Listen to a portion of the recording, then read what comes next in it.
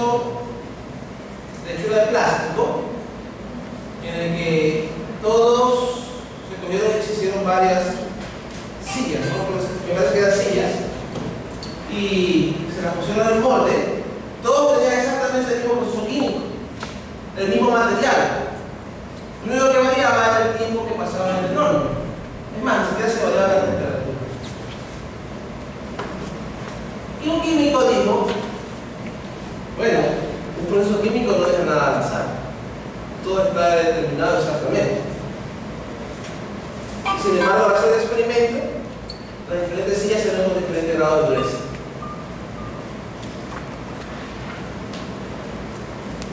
No son todas iguales. ¿Alguien podría decirme cómo podríamos decirle a este químico que quizás un modelo estocástico, un modelo de relación estocástica sería mejor que un modelo de relación exacta en cuanto al tiempo, el tiempo de cocción, el tiempo que pasaba en el molde? Básicamente estaba el tiempo, algunos pasaban unos segundos, otros pasaban más segundos, otros pasaban más segundos, y sin embargo en la dureza no se le observaba la misma. El químico decía, no, la estadística, antes del experimento, la estadística no, porque el proceso químico es exacto.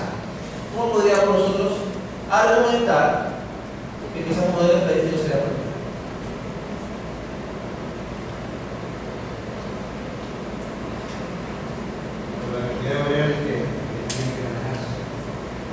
Por la cantidad de variantes que tienen que manejarse.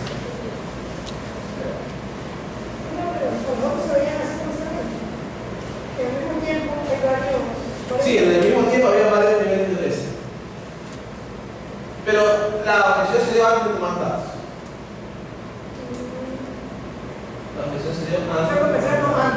O sea, antes de hacer el experimento, el químico decía, el grupo está viendo, deberíamos tener una estadística del grupo. Y el químico dice no, porque el proceso químico es exacto, se puede exactamente calcular cuánto va a ser la dureza basado en las leyes. Al final consideran las leyes y consideran el experimento sobre así. Pero, ¿qué tal si no hay muchos experimentos todavía? ¿Cómo podríamos argumentar? Pero el proceso químico, pero me imagino que al hacer el proceso químico pasa por una máquina, por un molde, tal. Entonces eso ya tiene ahí una... Tiene una incertidumbre. Incidencia, el ruido es... ¿Qué causa el ruido? Vamos a hablar un poquito de lo que se llaman factores controlables y no controlables.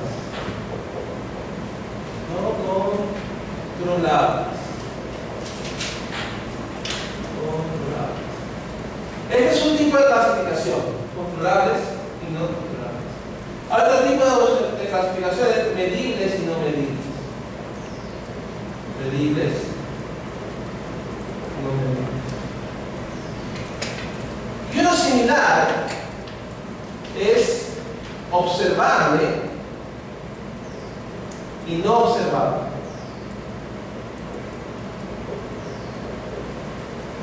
¿Alguien me puede dar un ejemplo de factores no controlables en un experimento que ustedes desean, en este experimento? ¿Cuáles podrían ser factores no controlables? Tiempo. El tiempo. Por ejemplo, en que un producto vaya a ebullir, dependiendo, por ejemplo, o calentarlo. O sea, de pronto el material calentó por motivo de contaminación a una mayor temperatura y otro a menor temperatura, porque otro era más puro de pronto. Que no se podía controlar exactamente el tiempo. Pudiera ser, ¿no? También quizás humedad ambiental. Temperatura ambiental puede haber sido que no se ha controlado. Ahora, hay ciertas condiciones de laboratorio que se puede controlar todo, pero en el mundo real generalmente no se puede controlar todo. Muchas cosas no son controladas. Quizás se pueda medir, por ejemplo la ebullición, la temperatura final se pueda medir, pero yo no la puedo controlar. La temperatura del cuarto la puedo medir, pero yo no la puedo controlar. La presión atmosférica, esa también varía. A lo mejor la puedo medir, pero no la puedo controlar. Entonces, hay cosas que son controlables, que yo las puedo fijar de antemano en un experimento. Hay cosas que son no controlables. En economía creo que casi todo es no controlable, no opina nada. Pero en experimentos que uno diseña, va a haber cosas no controlables. Ahora, hay cosas que son medibles y hay cosas que no son medibles. ¿Qué cosas son medibles y qué cosas no son medibles?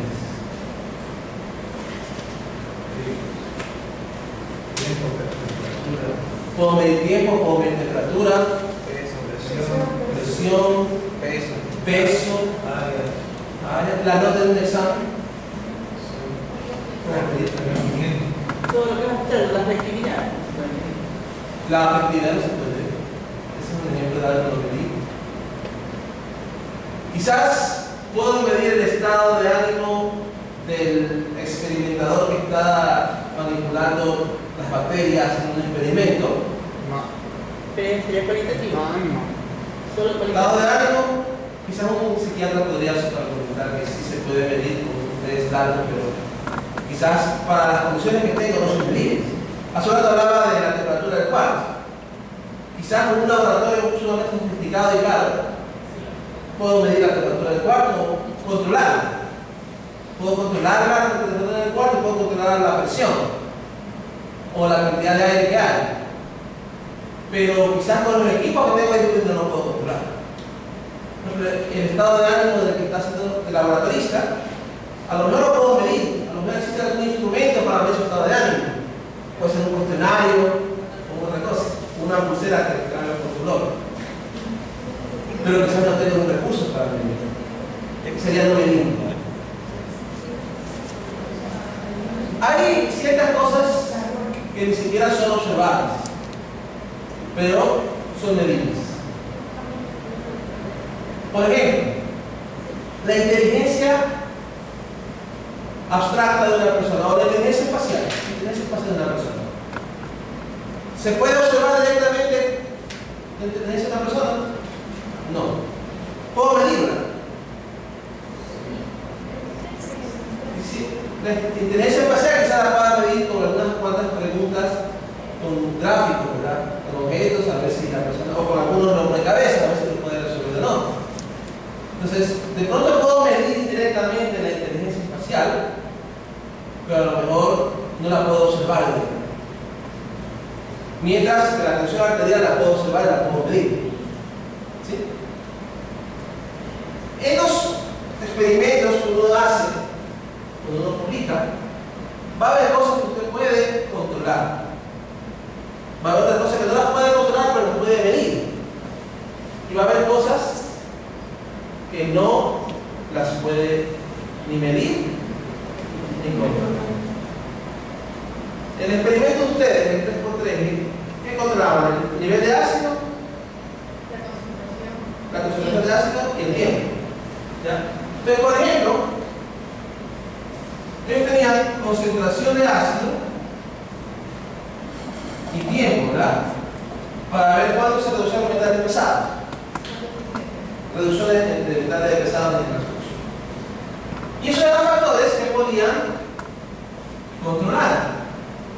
Generalmente, si los puedo controlar, los puedo medir. En el experimento de ustedes, ¿qué factores no controlables podrían tener?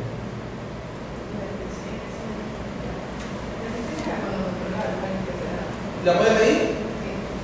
Entonces, por ejemplo, ella habla de eficiencia, pero eficiencia no sería el resultado. No, estamos hablando de factores. ¿Lo que es? Hay un proceso, hay factores que afectan el proceso, parámetros, por ejemplo, la longitud de onda, y hay una respuesta a ese proceso en el cual yo mido. Este es mi Y, los de acá le llamamos X. Por eso estamos hablando de los X. Algunas cosas son controlables, otras no. Algunas son medibles, otras no. Humedad podría ser algo que no es controlable, quizás no como el laboratorio que tiene, ¿no? Pero sin medir. Generalmente, este tipo de factores no controlables y medibles se suelen incluir como parte del modelo estadístico. Se les suele llamar bloques. Constituyen bloques.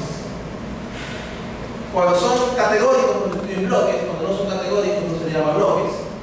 Pero son factores que se pueden incluir en el modelo para poder predecir mejor la eficiencia o poder predecir mejor el resultado. En la industria alimenticia se utiliza mucho cuando lo usamos para se utiliza mucho todavía la ¿Se la controla? O sea, no es controlable. Pero se la mide. ¿Alguien me puede dar un ejemplo de algo que no es ni medible ni controlable que pueda afectar a ese proceso? Ella quería eliminar metales pesados, está viendo la eficiencia de los metales pesados, algo que no sea ni medible ni controlable. Quizás propiedades del envase, quizás propiedades ambientales. Si yo pudiera medir y controlar todos los factores que afectan al proceso, puedo decir exactamente cuánto va a resultar, ¿verdad? Pero el hecho es que aunque tenga observaciones que tengan la misma concentración y el mismo tiempo y la misma humedad, puede que den diferentes resultados. Esa humedad se debe a los factores no controlables, no medibles. No controlables, no medibles. Generalmente estos factores no controlables, no medibles, se los pone en estadística en una cosa que se llama el error. El modelo estadístico ve cómo afectan las cosas que puedo controlar y que puedo medir en mi variable. Pero además de las variables que yo puedo medir y controlar, el resultado está lo no controlable, que le llamamos el error. El error, por así decirlo, embarca todo lo que yo no puedo medir y puedo controlar. El error es lo que hace que obtenga diferentes medidas, aunque tenga las mismas condiciones experimentales. El error, en teoría, no es aleatorio, sino que son tantos los factores que no puedo medir ni controlar que afectan mi proceso, que luce el error. Y por eso los modelos estocásticos suelen ser buenos para este tipo de situaciones. Vamos a ver nuestro primer modelo, y la razón por la que seleccionar esto es para justificar por qué tenemos un margen de error. Tenemos un margen de error. También se incluye el error de medición. Está el error de medición, es parte del error. Es verdad lo que dice Pablo. Hay mediciones que no son exactas, porque todo instrumento de medición tiene error. Entonces, ahí es lo que es el error de medición. Hay el error debido a no controlables, entonces no medibles. Hay error debido a diferentes cosas, ¿no? Pero todo eso lo vamos a poner dentro de un término general que se llama error. Hay modelos para el error, pero por ahora no lo vamos a modelar. La idea es simplificar. Estamos por concluir la sesión de la mañana. Vamos a ver el primer modelo. El primer modelo estadístico se llama regresión lineal simple. Regresión lineal simple. ¿Cuál es la idea de la regresión lineal simple? Mi medición Y, vamos a decir que es igual a un nivel general que en estadística la llamamos beta sub 0. Beta sub 0. Por alguna razón las estadísticas matemáticas no nos gusta utilizar en las griegas. Y así la vida. Más un coeficiente beta sub 1 que multiplica a x y más un término épsilon que va a ser el error. Esto se llama un modelo de regresión lineal simple. ¿Qué pasa en este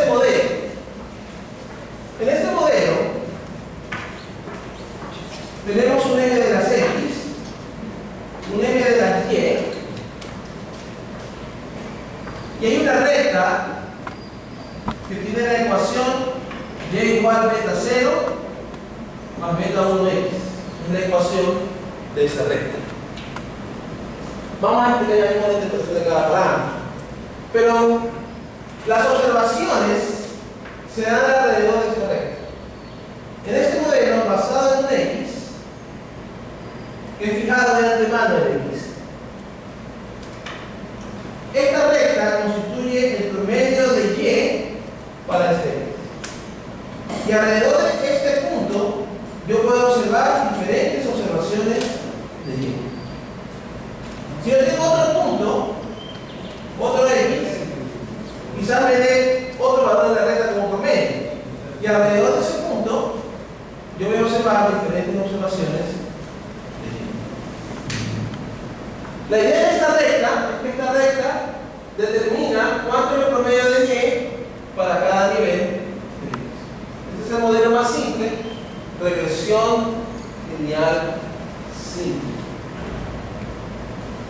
¿Qué representa beta 0? Cuando x vale 0, el promedio de y es beta 0. Entonces, ¿qué es beta 1? Beta 1 es el incremento en el promedio de y cuando x aumenta en una unidad. Incremento del promedio de y cuando x aumenta en una unidad.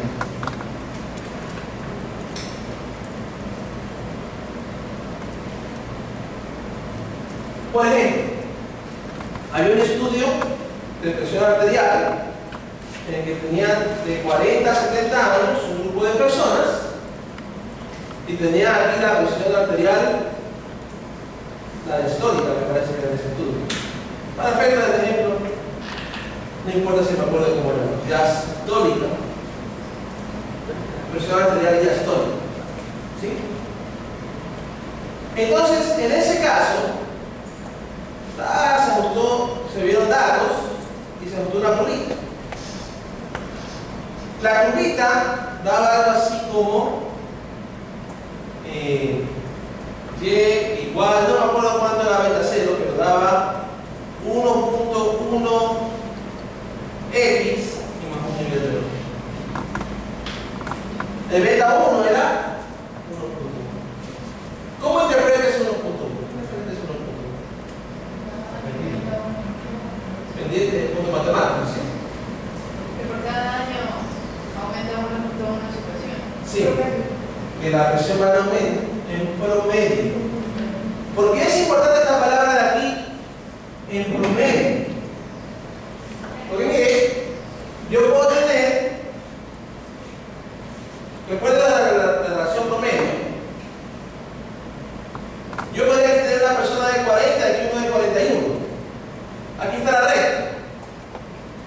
Quizás aquí tengo estas personas de 40 y acá tengo estas personas de 41, un poquito más arriba, ¿no? Si usted compara esta persona de aquí con esta, ¿cuál tiene más edad? 21 años. ¿Cuál tiene mayor presión arterial? El de 40. Yo esto lo he visto a veces dice aumenta aquí uno, aumenta el otro uno. O sea, yo tengo mi presión arterial 70, tiene un año más que yo, debe tener 71. No es así. No es la comparación observación. Lo he visto que no usar de esa manera, es en promedio. Si el promedio de la persona de 41, la persona arterial diastólica es 1.1 más que en las personas de 40. ¿Alguna pregunta sobre eso? Interpretación de parámetros. En los exámenes va a haber interpretación de parámetros. Cuando se pide interpretar parámetros, no pido que escriban esto, exactos, sino interpretación del contexto del problema. Se nota que por cada 10% más de concentración del ácido, la eficiencia aumenta en 3% en promedio. Si le falta la de promedio, ¿por qué razón? Porque cuando escriban artículos de investigación, cuando escriban artículos para revistas, una de las ideas es que escriban artículos con resultados correctos. Por eso, insisto en ese punto. En la tarde vamos a ver ejemplos y vamos a usar la computadora con datos reales que me van a permitir ver ciertos asuntos sobre cómo interpretar los parámetros. Vamos a ver diferentes cosas que se calculan a partir del modelo. En la tarde también vamos a hablar un poco acerca de los supuestos del modelo, cuándo se puede usar, cuándo no se puede utilizar. ¿Hay alguna pregunta? ¿Un comentario? Lo dejamos ahí a las 2 de la tarde.